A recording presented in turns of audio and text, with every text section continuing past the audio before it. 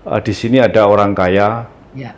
di sini juga banyak pejabat, banyak orang kaya, dan juga orang-orang yang membutuhkan eh, kenyamanan, mungkin sakit sambil seperti tinggal di hotel. Maka kami membuat pavilion seperti ada air panas, air dingin, ada dapur, ada tempat tidur, TV, AC, WiFi, kemudian yang Presiden Suite itu luasnya itu 10 kali 9. Ini benar kayak bintang 5 Ya kan? itu, Pak, Ya, ya. itu. Yang berkesan ya melewati ombak 2-3 meter di Laut Pakai Banda. apa? Speedboat, Dok? Pakai kapal kecil. Kapal kecil. Ya, lautnya terdalam di dunia. Jadi ke pulau-pulau nyamperin pasien ya, tentu ya, Dok, ya.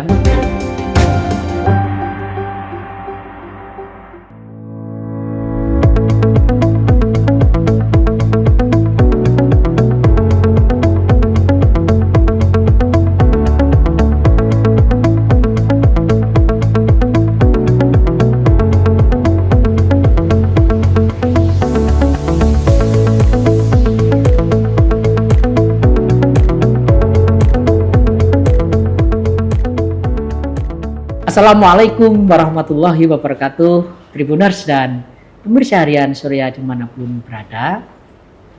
Kabupaten Ponorogo kini punya legasi di bidang kesehatan. Telah dibangun IGD terpadu terbaik se-Indonesia kalau di wilayah kota kabupaten, tepatnya di Rumah Sakit Umum Daerah Dr. Harjono, Kabupaten Ponorogo. Baru saja diresmikan tahun lalu. Dan kita ingin tahu apa saja sih fasilitas layanan terpadu di IGD ini. Dan untuk itu saya, Tri Mulyono, pemimpin redaksi Tribun Jatim Network, telah bersama Bapak Dr. Yunus Mahatma, Ya. Direktur Rumah Sakit Umum Daerah Dr. Harjono, Kabupaten Ponorogo. Assalamualaikum, Dok. Waalaikumsalam warahmatullahi wabarakatuh. Luar biasa, Dok. Ya.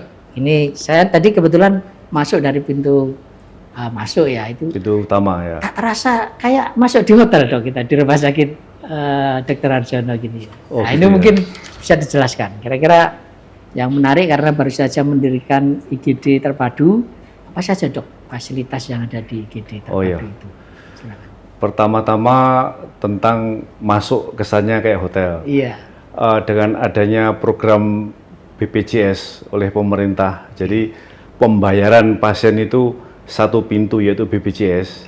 Bawa kartu BPJS kemanapun bisa berobat. Maka mau tidak mau persaingan itu di fasilitas kesehatan. Oke. Karena semua masuk kemanapun bisa, orang gawat darurat. Maka kita harus mempunyai fasilitas yang nyaman. Nah, mengenai UGD, UGD itu untuk ukuran kabupaten-kabupaten di Indonesia.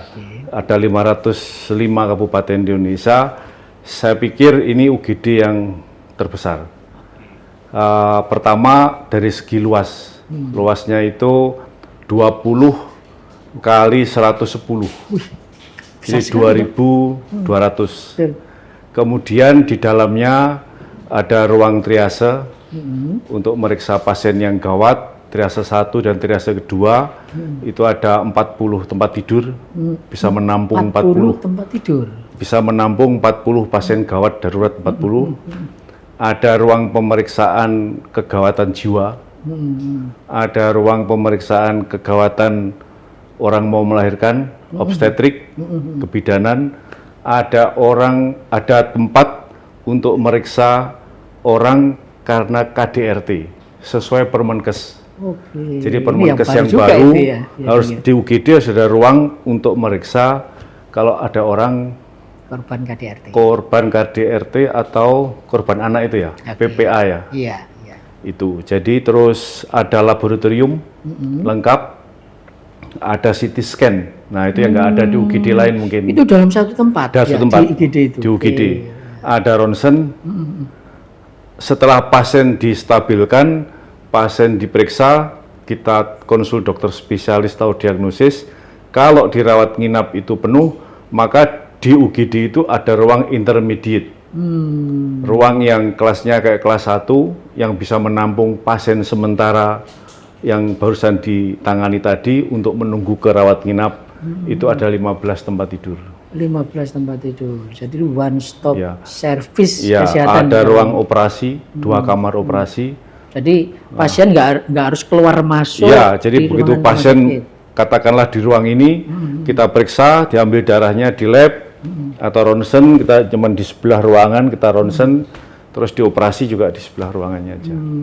Nah ini kategori gawat darurat apa saja dok yang bisa Semua ditangani gawat di darurat IGD? kecuali bedah torak ya, bedah jantung yang belum bisa.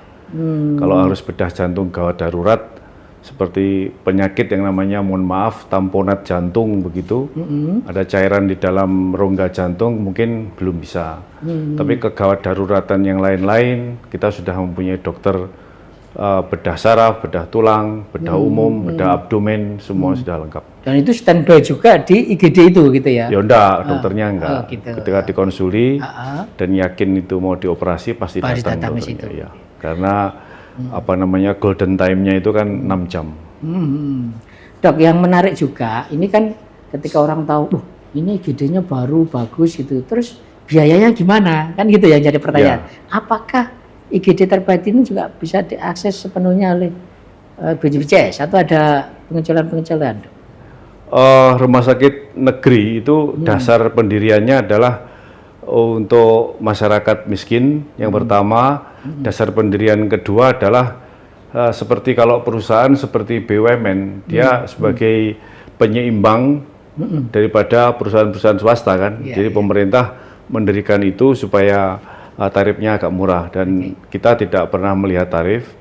Siapapun yang gawat boleh datang. Ada BPJS, ada mungkin kalau kecelakaan ada Jasara Harja, mungkin kalau yang miskin orang Ponorogo yang tidak ada kartu BPJS atau KIS punya Basnas.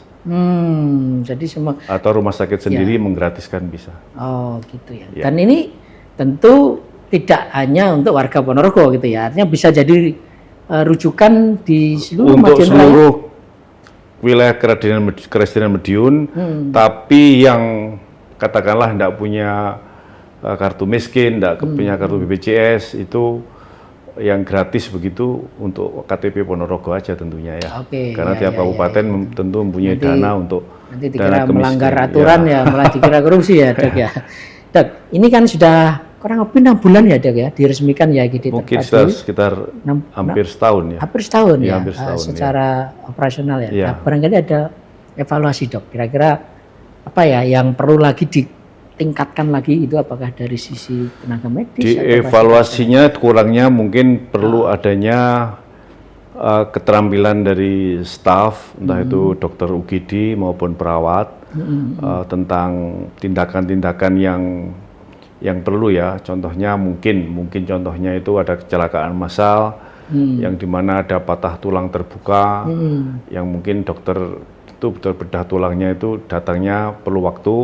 Nah itu harus berani menstabilkan atau menfiksasi, harus berani untuk mentransfusi, yaitu harus lebih cepat lagi ya. Mungkin selama ini kan masih agak takut konsul dikerjakan atau enggak gitu. Nah, itu ya yang jadi ya supaya ketika ada pemeriksaan canggih semuanya, tempatnya canggih, ada ventilator, ada DC shock dan lain-lain, nggak mau bertindak nanti. Gitu ya. Dok, ini yang menarik lagi ya Tribuners, ini tahun 2025, tahun ini RSUD Dr. Harjono akan punya fasilitas rawat inap yang katanya sekelas bintang 5 tapi harganya PK5. Nah, gitu. Bisa dijelaskan dok? Ya, jadi baru lagi ini. Saya berpikir bahwa di sini ada orang kaya, di sini juga banyak pejabat, banyak orang kaya, dan juga orang-orang yang membutuhkan kenyamanan, mungkin sakit sambil seperti tinggal di hotel. Maka kami membuat pavilion sebetulnya ya, namanya pavilion, tapi mungkin fasilitasnya ya di atas pavilion ya, seperti ada air panas, air dingin, ada dapur, ada tempat tidur, TV, AC, WiFi, kemudian yang Presiden Suite itu luasnya itu 10 kali 9. 10 kali 9. Satu. Ya, seperti ruangan ini Iya, mungkin iya, ya, iya. 10 kali 9. Ah, Itu hanya untuk presiden suite, jadi satu kamar untuk presiden suite yang mungkin di situ untuk pasiennya, untuk ruang ada sofanya, ada ruang makan, ada dapur mini apa itu? Mini dapur ya. iya, iya, iya. Itu kamar mandinya 2, TV-nya 2.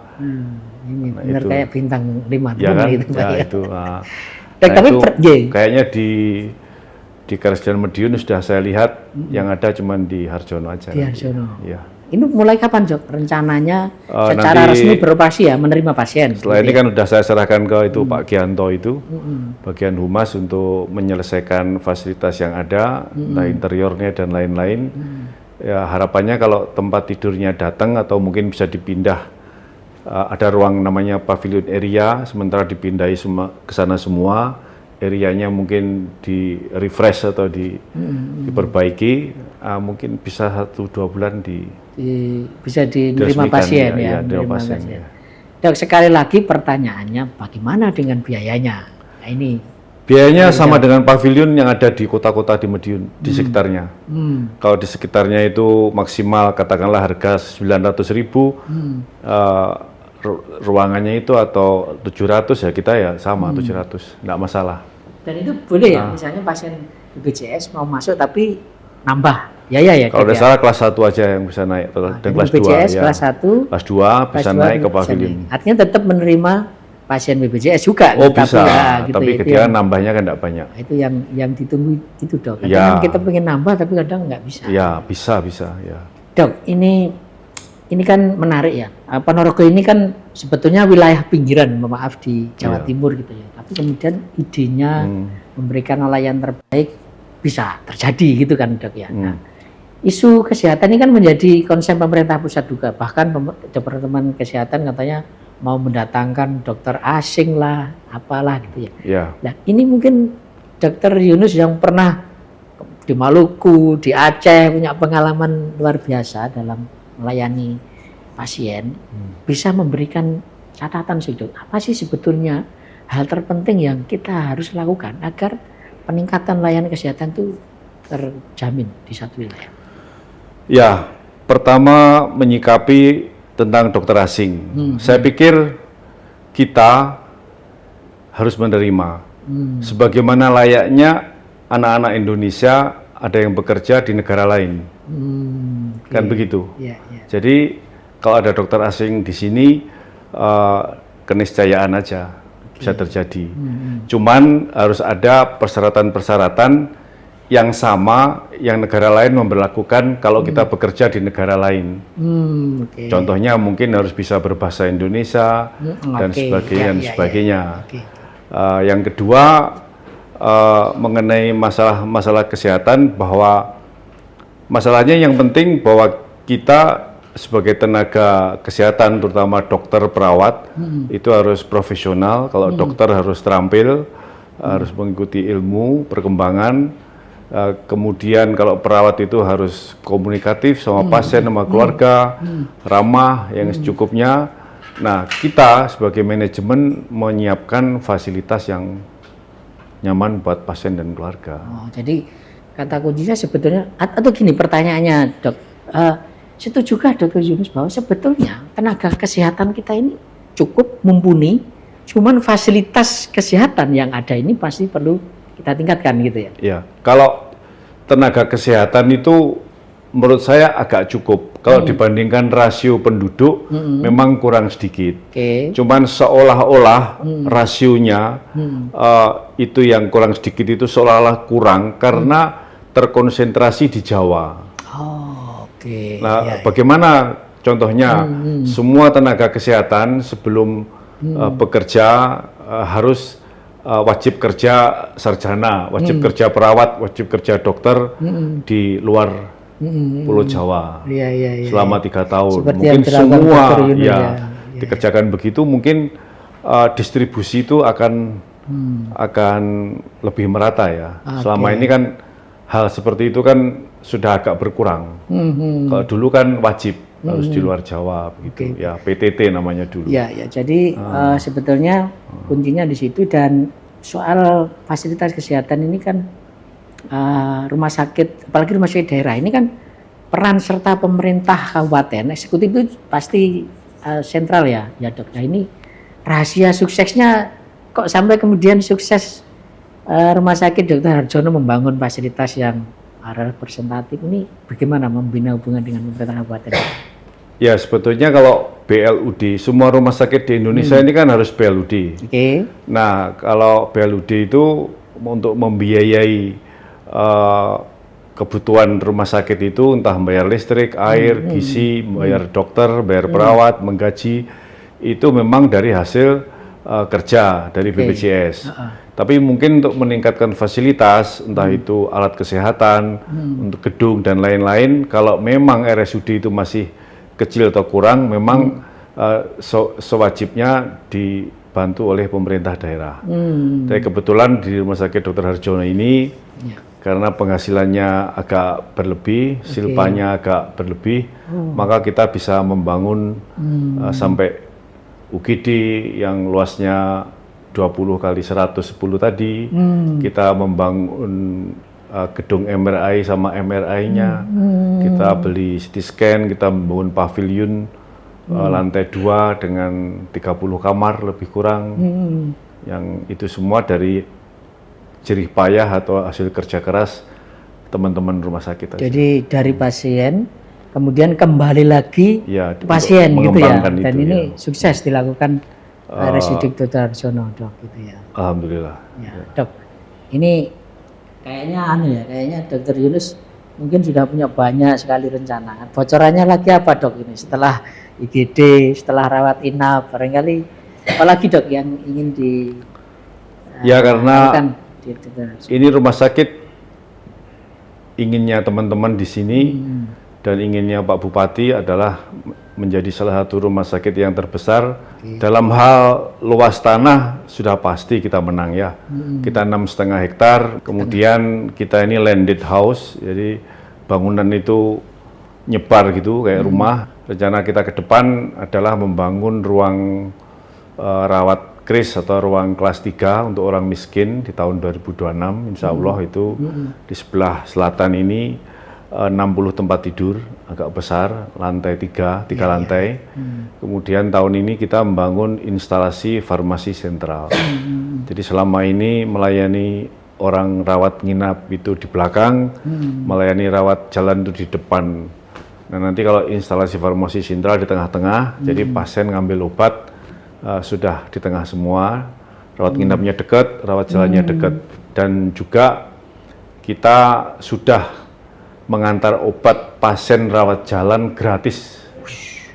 Jadi kalau Bapak berobat kontrol di rawat jalan di Rumah Sakit Harjono, setelah diperiksa dokter langsung pulang saja, selama rumahnya radius sekitar 5-10 km dari Rumah Sakit Dr. Harjono, kita antar gratis ke rumah obatnya itu.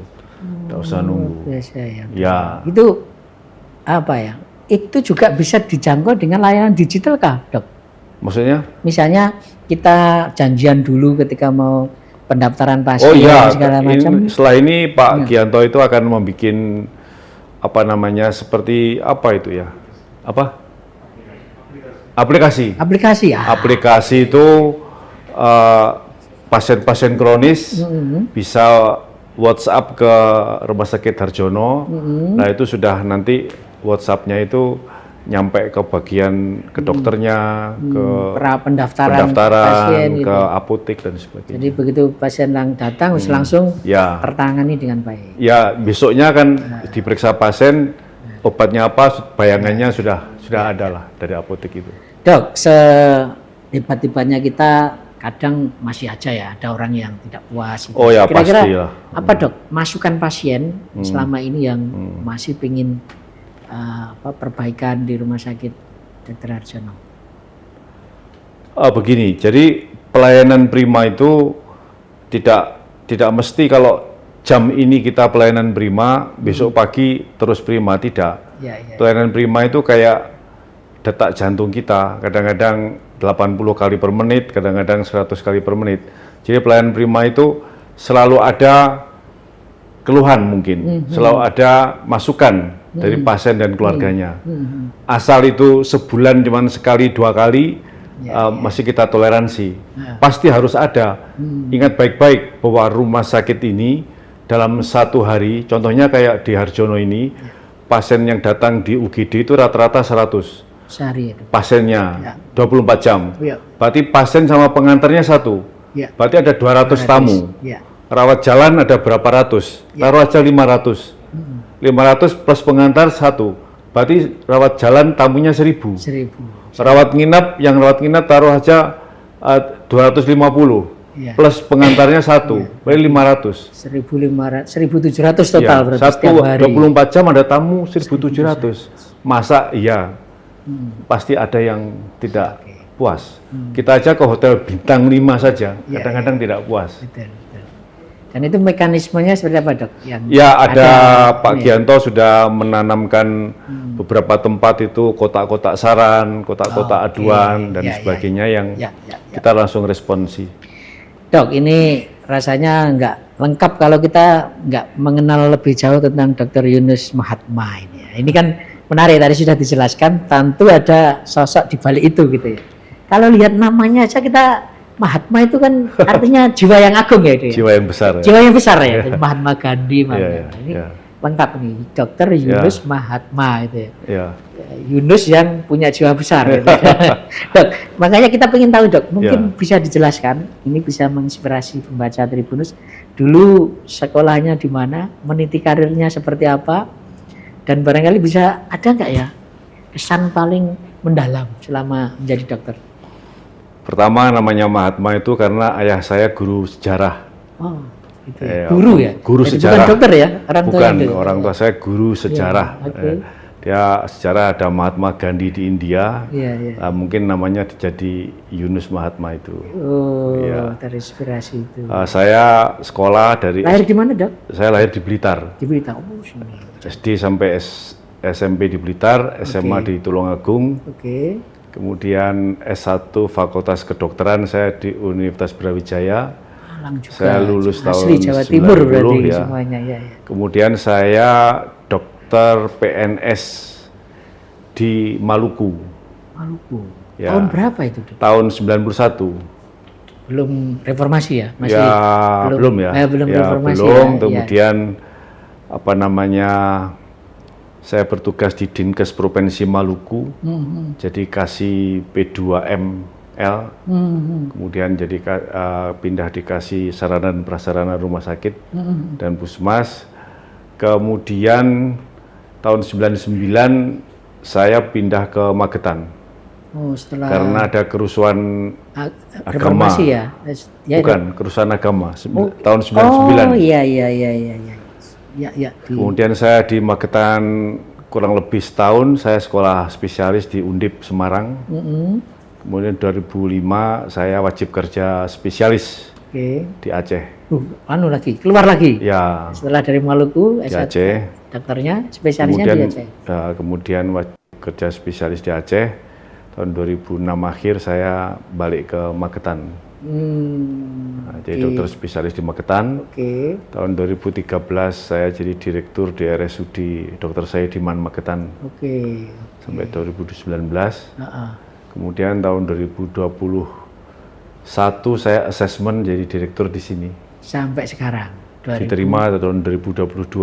Sampai sekarang. Januari sampai 2000 hari ini.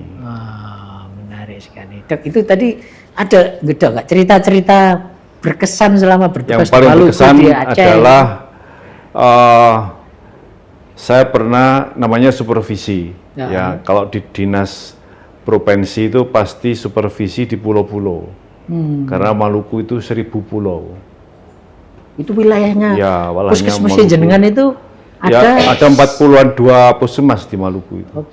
Yang kadang-kadang dokternya salah satunya ya di puskesmas itu. Bukan di dinas provinsi. Di kantor kalau di Jawa Timur ya di Surabaya lah gitu. Supervisi kemana itu? Ke Mbawean atau ke Madura lewat laut itu ya yang berkesan ya melewati ombak 2 sampai 3 meter di Laut Banda. Pakai apa? Speedboat, Dok? pakai kapal kecil, ya, dan gelombangnya 2-3 meter, lautnya terdalam di dunia. Iya, Ingat baik-baik, Laut Banda itu Iya, Dok. laut terdalam di dunia, 8,3 kilometer dalamnya. Itu ya. Masih bujangan tapi Dok waktu itu, Dok. Masih. Oh, masih bujangan. Wah, ini. Jadi ke pulau-pulau nyamperin pasien ya, Ya, tentu ya, Dok ya. ya. Nyamperin. Jadi kembali ke pepatah hidup itu. Iya. No pain, no gain. Tidak ada kerja keras, tidak ada latihan, tidak ada keberhasilan. Tidak ada perjuangan, tidak ada keberhasilan. Jadi kalau Jadi ada jangan lihat sekarang begini, lihatlah perjuangannya ketika di Maluku, di Aceh. Sempat dengan itu Pak Gianto, tapi Dumas saya itu dulu tugas di Kalimantan juga.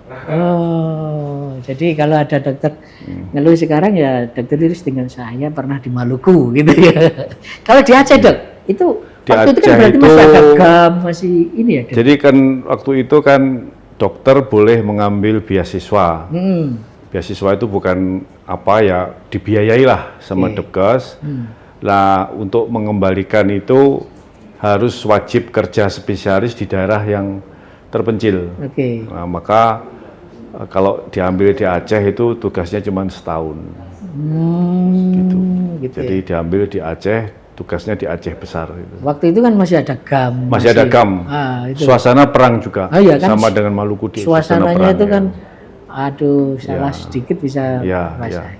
Tapi sekarang Pak Yunus berkhidmat di Ponorogo dan hasilnya kita bisa lihat gitu ya. Luar biasa di Ponorogo. Baik, Tribuners dan pemirsa harian Surya dimanapun berada, ini tadi obrolan saya dengan Pak Yunus Mahatma, Direktur RSUD Dr. Harjono Ponorogo. Banyak hal yang sudah disampaikan tadi dan juga cerita-cerita di balik kesuksesan beliau memimpin RSUD Dr. Harjono. Semoga ini menjadi inspirasi untuk kita semua dan tekad beliau yang akan terus memberikan layanan terbaik terhadap pasien dan masyarakat di Ponorogo khususnya dan Jawa Timur umumnya. Saya Tri Mulyono, pemimpin redaksi Tribun Jatim Network, mohon undur diri, mohon maaf kalau ada salah-salah kata. Saya akhiri, Assalamualaikum warahmatullahi wabarakatuh. Download Tribun X sekarang, menghadirkan lokal menjadi Indonesia.